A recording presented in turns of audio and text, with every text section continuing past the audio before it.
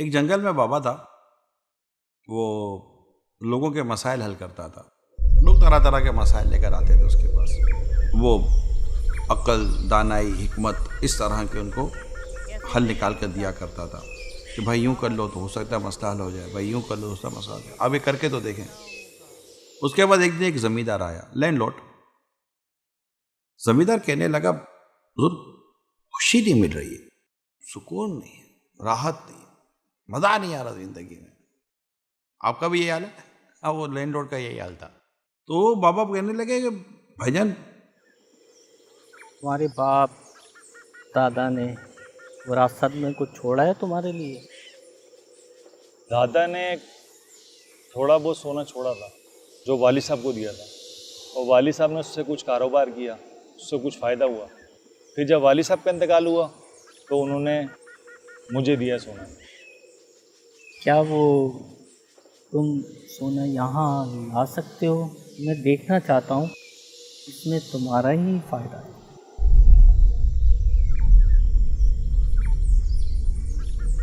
तो उसने गोल्ड दिखा दिया। बाबा जी ने गोल्ड दिया, मुट्ठी बंद की। वो समझा बाबा जी कुछ पढ़ेंगे तो गोल्ड बढ़ जाएगा। बाबा जी गोल्ड लिए और खड़े हुए और भाग गए। और जैसे बाबा जी जो गोल्ड लेकर भागे तो जमींदार साहब की तो पांव तले जमीन ही निकल गई। वो भागा पीछे।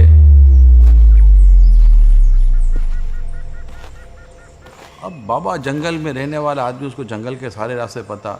जमींदार कभी मैदान में भी ना भागा था, लेकिन सोना चला गया हाथ से, वो तो भागा पीछे भाई। अब बाबा उसको जंगल घुमा रहा है और जमींदार साहब जंगल घूम रहे हैं। सांसें फूल गई जमींदार साहब की। बाबा आंखों से गायब नहीं हो रहा, ये बता दूं मैं आपको, नजर आ रहा है। वो जंगल में पीछे पीछे, बाबा उसको अपने पीछे दौड़ा रहा है। शाम हो गई, बाबा जी दरख्त के नीचे आकर बैठ गए। जमींदार की सांस फूली हुई थी, वो भी कहीं दूर से खड़ा होकर अपनी सांसें बहाल कर रहा था। बाबा मर जाऊंगा मैं, सोना दे दो, यही रह गया है सब कुछ। वो आहिस्ता आहिस्ता आहिस्ता जमींदार आगे बढ़ने लगा कि बाबा को पकड़ लूंगा। बाबा बाबा था, बाबा दरख्त के ऊपर चढ़ गया। बाबा बाबा सोना अब दे वो दो बाबा वरना की मैं मर मिन्नत जाऊंगा। समाजत जो कुछ बस उसको यही करनी थी रह करने गया मेरे लगा। पास। हाँ हाँ, बाबा सोना ने दे कहा दूंगा सोना दे दूंगा, मेरी चंद अगर मेरी शर्तें चंद मानेगा? शरायतें बोलो, मानोगे? क्या बाबा हाँ बोलो तो मानूंगा। सही, क्या शर्तें हैं? क्या शर्त है? क्या जमीन पर नाक जमीन रगड़ेगा? पर नाक रगड़ोगे? रगड़ूंगा। रगड़ूंगा।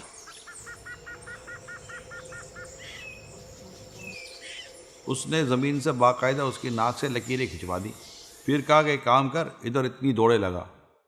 बोला बाबा अभी तो दौड़ाया है, दौड़े लगाता है नहीं। दौड़े लगाई। अजीब बेतुकी किस्म की शर्तें रखी, वो सारी शर्तें पूरी कर रहा था, करेगा क्या?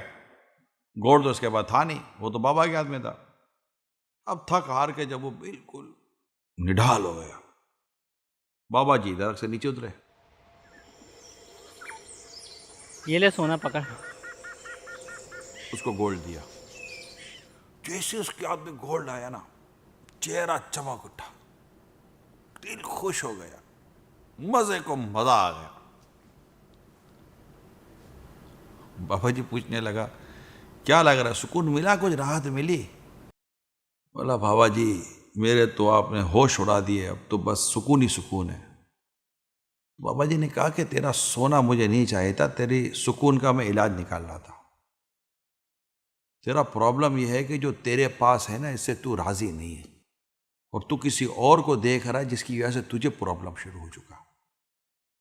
तो जो तुम्हारे पास है ना, उसको अल्लाह पाक की तरफ से बहुत बड़ी अता और बहुत बड़ी नेमत समझो, तो तुम्हें सुकून नसीब हो जाएगा। अब ये वाक़या हो सकता है मन घड़ती बनाया गया, लेकिन आपको लगता नहीं है वाक़या आपके लिए। आप देखें एक मिडिल क्लास शख्स, मिडिल क्लास, ना अमीर है ना गरीब है, इसको बोलो अमीरों के इलाके में रहने चला जा, वो रह तो लेगा, जिंदगी में खुद को गरीब समझेगा। फिर इसी को कहोगे यार गरीबों के इलाके में रहने जा, वो रह तो लेगा, जिंदगी में खुद को अमीर समझेगा। आगे ये वही है, हालत बदली, इसकी सोच बदल गई। अल्लाह पाक हमारे हाल पर रहम फरमाए और हमें शुक्रगुजारी की तौफीक अता फरमाए। कुरान में ला इन शक्करतुम लाज़ीदन्नकुम, अल्लाह पाक का जो शुक्र अदा करता है अल्लाह पाक उस पर अपनी नेमतें और बढ़ा देता है।